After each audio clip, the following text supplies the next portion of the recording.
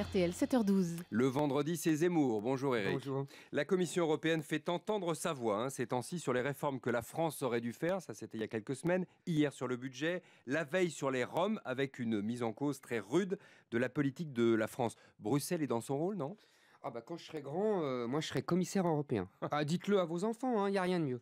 On vit confortablement, on est très grassement payé, on n'est pas élu mais choisi, et après on peut dire ou faire n'importe quoi, aucun compte à rendre. Regardez Madame Reding, il y a 3 ans, elle avait comparé l'expulsion des Roms aux déportations de Juifs pendant la Seconde Guerre mondiale. Rien que ça. Cette fois, elle est plus aimable avec Manuel Valls, qu'elle accuse seulement d'électoralisme. Madame Reding, elle, ne risque pas de rencontrer un seul électeur. La luxembourgeoise ne risque pas non plus de voir un seul Rom en bas de chez elle.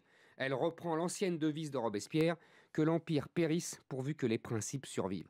Viviane Reding ne veut pas voir que nous sommes victimes d'une politique délibérée des autorités roumaines, et accessoirement des Bulgares, qui profitent du principe de libre circulation en Europe pour se débarrasser d'une population qui n'a jamais été aimée là-bas et qu'elle rêvait de chasser depuis des siècles.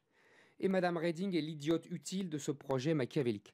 La France est sommée d'intégrer, scolariser, trouver du travail et un logement à des gens qui pour la plupart n'en veulent pas.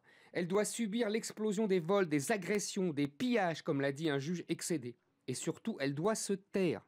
La France n'a plus le droit depuis belle lurette de pouvoir choisir les étrangers qui s'installent sur son sol. Au nom des droits de l'homme, la France est comme un pays qui a subi une défaite militaire, une terre ouverte. Il y a 3 ans, Sarkozy avait insulté Viviane Reding. Mais Sarkozy est parti. Il avait dû entre-temps supprimer la circulaire qui ne plaisait pas à notre maîtresse luxembourgeoise. Madame Reding est toujours là, les Roms aussi. Mais est-ce qu'ils ont autant de pouvoir que vous le laissez entendre, ces commissaires européens? On a rétabli la papauté d'antan. Ils n'ont pas de robe rouge, mais les commissaires européens sont comme des cardinaux romains. On leur baise la main, les pieds, on s'agenouille, on sollicite l'autorisation, on demande pardon. C'est canossa tous les jours pour les ministres français. Valls doit promettre qu'il sera gentil avec les Roms, et Moscovici va à Bruxelles la corde au cou pour demander au commissaire Olli Rehn de lui pardonner son mauvais budget. Et c'est seulement parce que notre bon commissaire a été magnanime que le pénitent Moscovici aura l'autorisation de présenter ce budget béni par Bruxelles devant son Parlement.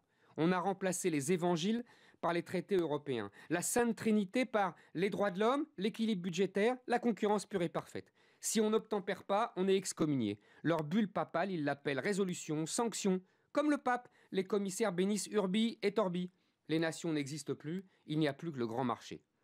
Jadis, les rois de France, pourtant très chrétiens, ne supportaient pas que le pape vienne se mêler de leurs affaires. Ils étaient très chatouilleux. Le roi de France est empereur en son royaume, disait-on avec orgueil. La République, elle, a abdiqué. À Bruxelles, Madame Reding est impératrice dans son royaume. Éric Zemmour.